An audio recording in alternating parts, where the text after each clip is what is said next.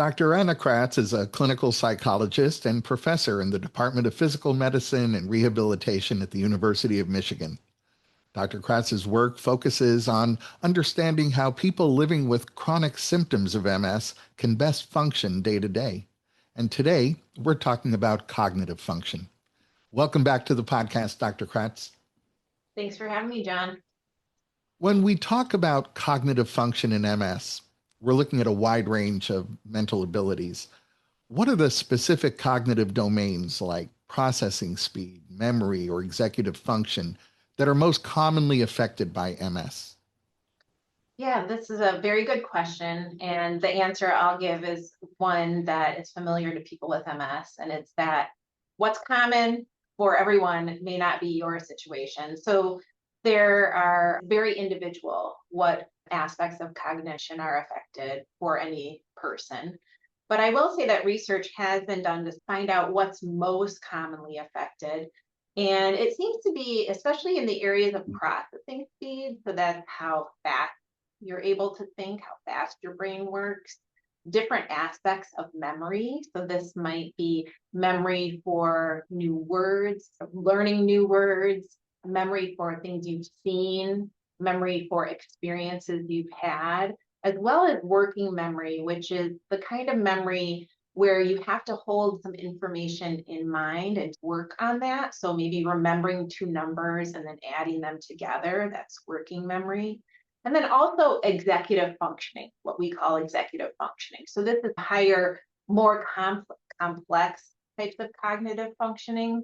This might be things like planning out your day or making decisions or switching between different paths at the same time. So that flexibility can be really affected in people with MS. Do we know why MS targets these different cognitive domains? Well, it's a little bit unclear. This can be associated with brain changes in both the white matter, so that's the cells in the brain that kind of connect and transmit signals. And in MS, white matter is often the focus, is often where the myelin is actually being damaged, as well as the gray matter. So when you think about a brain, people think of it as maybe this gray organ, but it's a little bit unclear about exactly how MS is affecting cognitive function. One of the things I'm really interested in looking at is how symptoms that are related to MS, so things like pain, fatigue, depressed mood, anxiety, those sorts of things are affecting cognitive function. When you are depressed or have pain, your cognitive function tends to be a little more compromised. And then there are behaviors that are affected in MS, right? So sleep problems are very common in MS. That includes just poor sleep quality as well as obstructive sleep apnea and central sleep apnea. So there's all these kinds of ways that MS can affect cognitive functioning, both directly through changes in the body and brain, through these behaviors, and through the experience of new symptoms that might be impacting cognition. Many people with MS report that their cognitive abilities can fluctuate, sometimes pretty wildly, from morning to night. Can you explain how your lab's use of real-time smartphone-based tracking helps create a more complete picture of these daily ups and downs compared to a one-time test in a doctor's office? Yeah, thank you for asking about this. I get excited talking about our real-time data collection on real-time MS. So we use apps that administer these very brief and easy to complete cognitive tests. And this is in contrast to what many people with MS experience when they get their cognition tested, right? They might go into a very quiet room with an examiner who's administering these tests. They're long, maybe you're there all day. But the reason we do these short tests, and we'll do them for 2 weeks at a time, 4 times a day, believe it or not, people in our studies, people with MS are happy to do it because I think they recognize that their cognitive function might change throughout the day. Maybe you're a little fresher in the morning and then you have an afternoon slump. Maybe you're a little better before bed. And it addresses the issues of things like if you've had a poor night of sleep, we know that sleep is really affects cognitive function.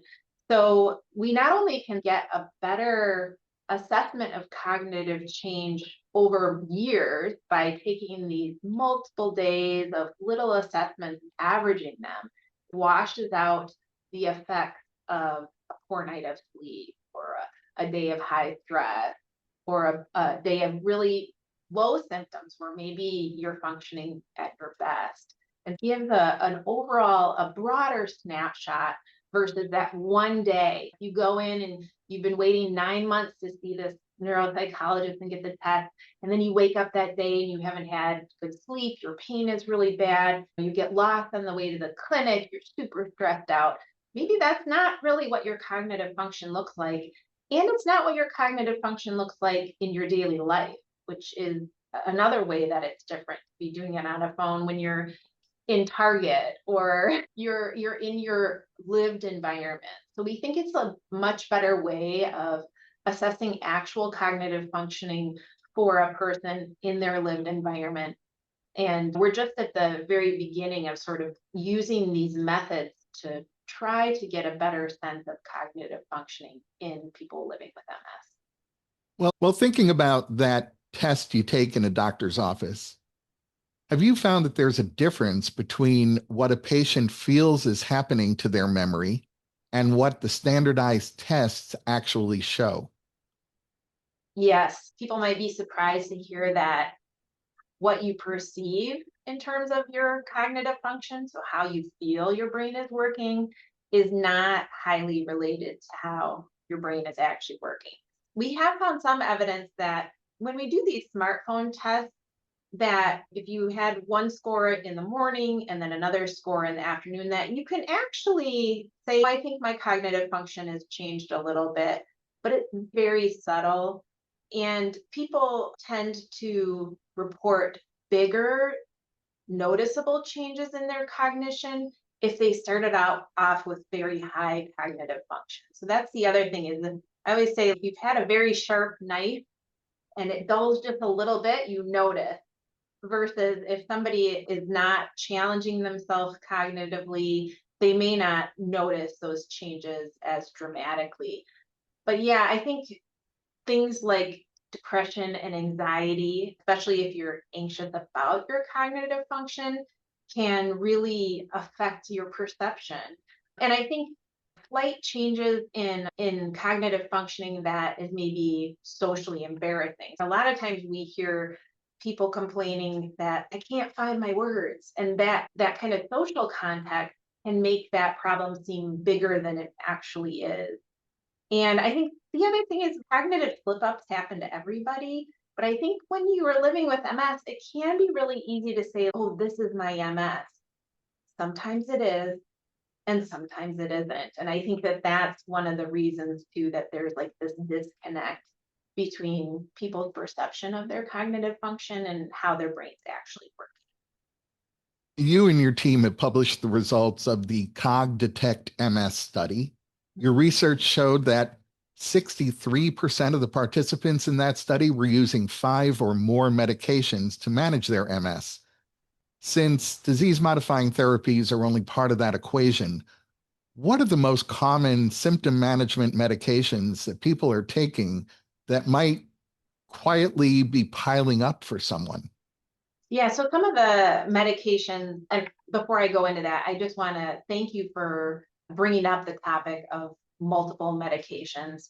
The more medications you take, the harder it is to track the interactions of those medications and any side effects that might emerge from those interactions. So what we found is that lots of people are taking medications that are not super negative in terms of cognitive function. These are things like antidepressants, which we found a benefit in processing speed, so how fast your brain is working with a specific type of antidepressant, an SSRI, that's a selective serotonin reuptake inhibitor, things like Zoloft or Lexapro. Thankfully, some of the medications that are most detrimental to cognitive function, these are things like opioids, benzodiazepines, those are less frequently taken in MS. And I think physicians have gotten the word that a lot of these medications that are really bad for cognitive functioning should not be used long term. So I think if we had done this study 20 years ago, I think it probably would have been different, even 10 years ago. The other thing is that there are some medications that may be used pretty frequently. These are things like gabapentin or corticosteroids that may or may not have a very strong effect on cognitive function, depending on what else you're taking and who you are. Take the example of gabapentin. Sometimes we hear complaints that I just feel kind of out of it or foggy when I'm on gabapentin. But having a conversation with your doctor about all of your symptoms, and sometimes MS presents with a pretty complex symptom burden. Are you better with a little bit of fogginess and not the bad spasticity? So it's definitely, you should bring up your cognitive concerns with your doctor and put them on par with whatever concerns you have. Just have that conversation. If you don't express the concern, your physician won't know that your spasticity is being managed really well, but maybe you're experiencing some new cognitive symptoms. So I think bringing it up and asking questions. I don't know, does this medication affect cognitive function? Would it affect my cognitive function in combination with the other thing you're giving me? And just really asking a lot of questions, being curious, and initiating that conversation with your doctor. I think you've already started to answer my next question. I'm wondering, when someone is taking a complex cocktail of drugs, like something to manage spasticity, something else for bladder issues, and then there are often pain relievers in that mix, how do these drugs interact to compound cognitive fatigue? So there's no one answer for that, right? It really depends on the person and the specific medication. When you mentioned pain medications, we actually have found evidence across different populations that non-steroidal anti-inflammatory drugs, so this is Motrin or ibuprofen, that's, if that is a medication that works well for your pain management, that maybe that would be helpful for managing both pain and not having an effect on your cognitive function. On the other hand, if you're taking hydrocodone or an opioid and that's all that's managing your pain, you might expect some cognitive side effects. The interactions, though, are hard, and I think it's much easier for doctors to add new medications to address the new symptoms you're coming in with. I think it's very hard to wean people off of medications, especially if they're working for one thing, but you think they might be affecting something else. So if something is managing your pain, it might be a sort of a cost benefit analysis, and it might be a trial and error. I don't think you really know until you try to make some changes. Obviously, in concert with your doctor, would not recommend dropping anything just because you're noticing some changes without talking to your doctor. And also know that, especially when starting a new medication or changing a dose, there might be a short-term adjustment period where your symptoms go up. Maybe you feel foggy for a while when you start a new med or increase your dose. Getting in contact with your doctor and say, I'm noticing this. Should I be concerned? Can we adjust it? And sometimes too, doctors will be able to give you a similar medication that just has a slightly different risk profile. So I think exploring those options and having a conversation and being willing to try out some alternative plans. Are there certain red flag combinations of medications that clinicians and patients should watch out for? I think the highest risk medications right now, and this is really well recognized in medicine, are the benzodiazepines. So were traditionally used mostly for anxiety, but are sometimes used for sleep disorders in MS. And again, the opioid medications are really risky. The one thing I'll bring up is that we don't really know the effects of cannabis or marijuana on cognitive function, especially in combination with any of these meds. As you probably know, marijuana is either medically or recreationally legal in many states, but is really understudied largely because of federal limitations on our ability to study it. but I think that is an unknown. I will say that in older adults, there is some evidence that some cannabis use could be beneficial, but that is very preliminary and there's real risk. So I think the research needs to catch up to what people are doing and we don't have the full answer yet. Hopefully we'll know in the next few years. You've studied how common substances like cannabis, caffeine, alcohol impact MS symptoms in real time. Caffeine, for example, it's the ultimate pick-me-up for MS fatigue, but your study showed it also predicts a near future spike in stress. So, what should people know about the hidden cognitive or symptomatic costs of relying on what have really become everyday substances? Yeah, I think really paying attention. And you may even start tracking or logging your intake of certain substances and what happens to you after the fact. I know for me, I drink coffee every morning, but there's definitely a tipping point, right? It helps perk me up in the morning, but if I have just an extra cup, then I'm very stressed out and not functioning at my best.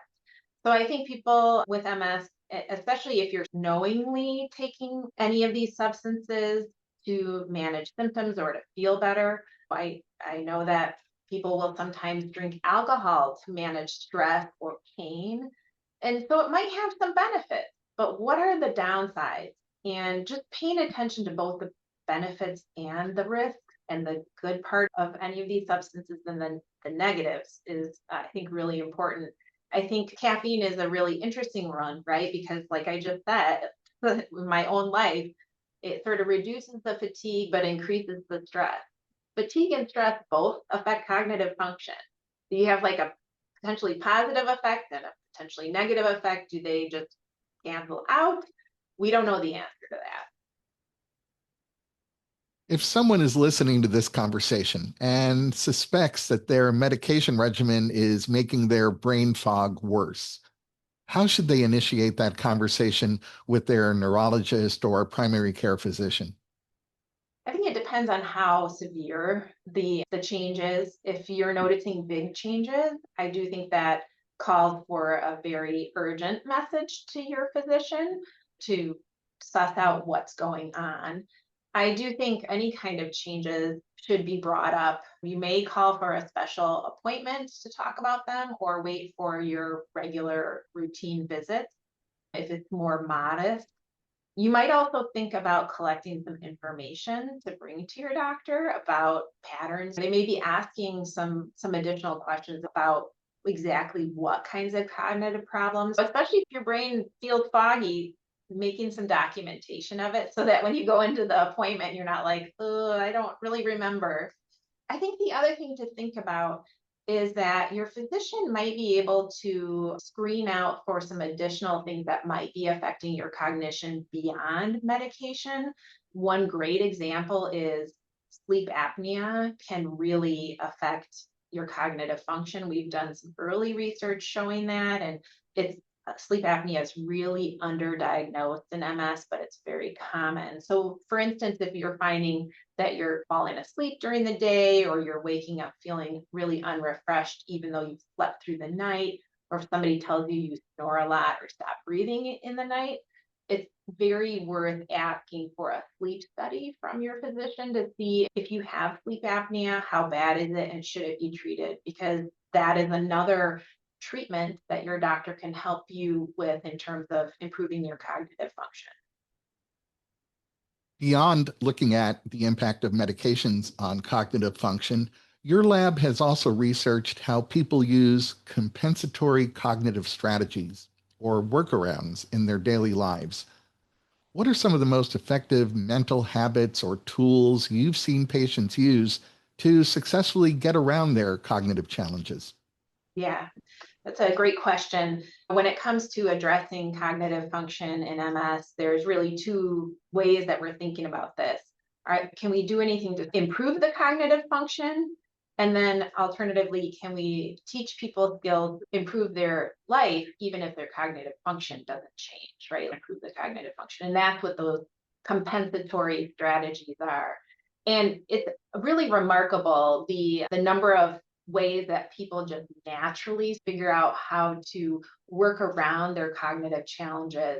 Many people will start to use ways of recording. So this might be a notebook, or now everybody has a smartphone. You can leave yourself like voice messages, that sort of thing. So really using the tools that you have at your disposal to remember things. Another big tool that is used oftentimes is day planning. So planning out the day and tracking your activities. Partly this helps people not overdo it, helps people pace. There's a lot of different sort of strategies people can use. I'd say that the day planning is one of the big ones, and just find out what works for you. And the strategy that you will use will depend on what you're struggling with. Are you struggling with attention? Maybe in that case, you want to limit the amount of time you need to attend to any given thing. If you want to watch a movie, maybe break it up into sections so you don't lose the thread partway through, versus memory issues where you might want to use some of these tools like a note, like post-it notes, like a calendar or a day planner. Looking ahead, when you think about the future of MS rehabilitation, do you see us moving toward more personalized digital toolkits like your My MS Toolkit project to help people manage their invisible symptoms from home? I think it's part of the answer, right? I think we are developing web-based and app-based tools that people can use to self-manage symptoms like pain, fatigue, depressed mood, etc. But I don't think it's the full story. And I think one of the real struggles with digital tools is that people don't really engage with them as much as they engage with a person. However, I do think that it can be a way to fill the gap, right? There's not enough healthcare providers, there's not enough physicians, psychologists, social workers, occupational therapists to go around. And there's real barriers for people. Maybe you have to drive a long way to see somebody. Maybe there are financial barriers to getting person to person care. So I do think, especially for people who are really comfortable with digital technology and digital tools, these can be great, and then maybe used in combination with providers. In fact, we have a study, one of my collaborators at the University of Washington, Dawn Eady, and I are working on a project to look at the combination of the My MS Toolkit with a coach, so a very light touch check-in with a person, and comparing that to full-on therapy with a psychologist. So I think one of the things we're doing besides developing these tools is testing how best to use them and how we can get people to have the best quality of life and to take on some of these self-management skills. Is it just enough to give them a website? Do they need a coach? Do they need full therapy to understand? So we're testing those things out right now. I remember the first time I had you join me on the podcast, we talked about My MS Toolkit, but that's been a minute. So please remind us, where can people find My MS Toolkit today? Yeah, great question. So it is online at www.mymstoolkit,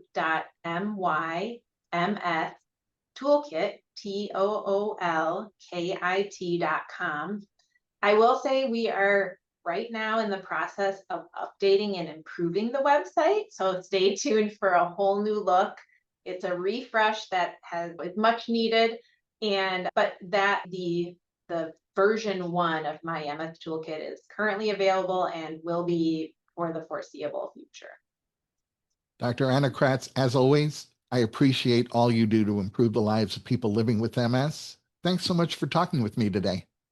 Thanks for having me on, John. Good to see you.